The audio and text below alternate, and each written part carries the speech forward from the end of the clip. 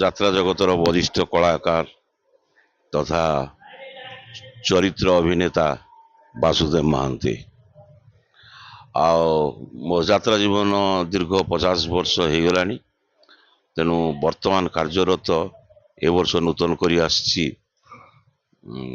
ରାଜଦରବାର ଅନୁଷ୍ଠାନକୁ। ତେଣୁ ରାଜଦରବାର ବର୍ତ୍ତମାନ ନୂତନ ନାଟକ ପ୍ରସ୍ତୁତି ଚାଲିଛି। ଆଉ ଏ ବର୍ଷ ସମସ୍ତଙ୍କର ଆଶା ଭରସା, ମାଲିକ ମ୍ୟାନେଜର ତଥା କଳାକାରମାନଙ୍କର ଆଶା ଭରସା ରହିଛି ଯେ ଆମେ କେମିତି ଆଗକୁ ଯିବା, ଆଉ ଭଲ ଭଲ ନାଟକ ଦର୍ଶକ ସାମ୍ନାରେ ପ୍ରଦର୍ଶନ କରିବା। ଏହା ହିଁ ଆମର କାମ୍ୟ। ତେଣୁ ମୁଁ ଦର୍ଶକ ବନ୍ଧୁମାନଙ୍କୁ ଅନୁରୋଧ କରିବି, କେବେ ବି ଜୀବନରେ ସୁଯୋଗ ଆସୁଛି ରାଜଦରବାର ନାଟ୍ୟ ଅନୁଷ୍ଠାନର କଳାକାର ତଥା ନାଟକ ଦେଖିବା ପାଇଁ କେବେ ଭୁଲିଯିବେନି, ଆଉ ଦେଖିବାର ଆକାଂକ୍ଷା ମନରେ ରଖିବେ। ନୂଆ ମାନଙ୍କୁ ମେସେଜ ଦବା ତ ବହୁତ ଅଛି। କଥା କ'ଣ ହେଲା, ଯୋଉମାନେ ନୂଆ ଯାତ୍ରା ଜଗତକୁ ଆସୁଛନ୍ତି ସେମାନେ ଯାତ୍ରା ବିଷୟରେ ଜାଣିକିରି ଆସିବା ଦରକାର। ଯାତ୍ରାଟା କ'ଣ? ଯାତ୍ରା ହଉଛି ସୃଷ୍ଟିର ଆରମ୍ଭରୁ ଯାତ୍ରା।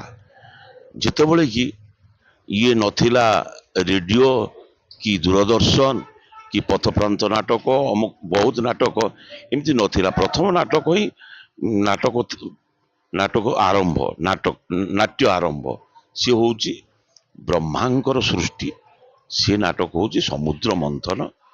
ତେଣୁ ମୁଁ ତ ସେ ହିଷ୍ଟ୍ରି କହିବାକୁ ଗଲେ ବହୁତ କଥା, କିନ୍ତୁ ତଥାପି ମୁଁ କହୁଛି ଯୋଉମାନେ ନୂଆ ଆସୁଛନ୍ତି ସେମାନେ ଚିନ୍ତା କରନ୍ତୁ ଯାତ୍ରା କ'ଣ, ରଙ୍ଗମଞ୍ଚ କ'ଣ, ମୁକ୍ତ ରଙ୍ଗମଞ୍ଚ କ'ଣ, ଆଉ ଦର୍ଶକ କ'ଣ, ଏଗୁଡ଼ା ସବୁ ଜାଣିବା ଦରକାର। ଆଉ ତାପରେ ଆମର ପୂର୍ବପୁରୁଷ ମାନଙ୍କୁ ସମ୍ମାନ ଦେବା ଦରକାର। ଯୋଉମାନେ ଖାଇନାହାନ୍ତି, ପିଇନାହାନ୍ତି, ଶୋଇନାହାନ୍ତି, ଅନିଦ୍ରା, ରାତି ଅନିଦ୍ରା, ବାକ୍ସ ମୁଣ୍ଡେଇ ବୁଲି ବୁଲି ଯାତ୍ରା କରିବା ଆଜି ଏପର୍ଯ୍ୟନ୍ତ ଯାଇଛି, ସେମାନଙ୍କୁ ଅନୁଧ୍ୟାନ କରିବା। ଯୋଉମାନେ କେତେ କଷ୍ଟରେ ଏ ଅନୁଷ୍ଠାନକୁ ଗଢ଼ିଛନ୍ତି ତାଙ୍କୁ ଆମେ ସମ୍ମାନ ଦେବା। ସେମାନଙ୍କ କଥା ଭାବିବା ଥରେ, ସେମାନେ କ'ଣ କରୁଥିଲେ, ଆଉ ଏଇ ସବୁ କଥା ନିହାତି ଜାଣିବା ଦରକାର। ସେମାନେ ଆସନ୍ତୁ, କାରଣ ଏ ଯାତ୍ରା ଥିଲା, ରହିଛି, ରହିବ ମଧ୍ୟ। ଭଲ ହଉଥିଲା କି ଖରାପ ହଉଥିଲା, ଭଲ ହଉଥିଲେ ଖରାପ ହଉଛି, ଖରାପ ହଉଥିଲେ ଭଲ ହବ, ସେଥିରେ କିଛି ଭାବିବାର ନାହିଁ। କିନ୍ତୁ ଯାତ୍ରା ଅଛି, ରହିବ, ଆଗକୁ ମଧ୍ୟ ଚାଲିବ, କିଛି ଅସୁବିଧା ନାହିଁ। କିନ୍ତୁ ଜାଣିବା ଦରକାର, ଟିକେ ଜ୍ଞାନ ଅର୍ଜନ କରିବା ଦରକାର କି ଯୋଉ ଯାତ୍ରାରେ ଯୋଉ କଳାକାର, ପୁରୁଣା କଳାକାର ମାନେ ଅଛନ୍ତି ତାଙ୍କ ପାଖରୁ ବୁଝିବା ଦରକାର।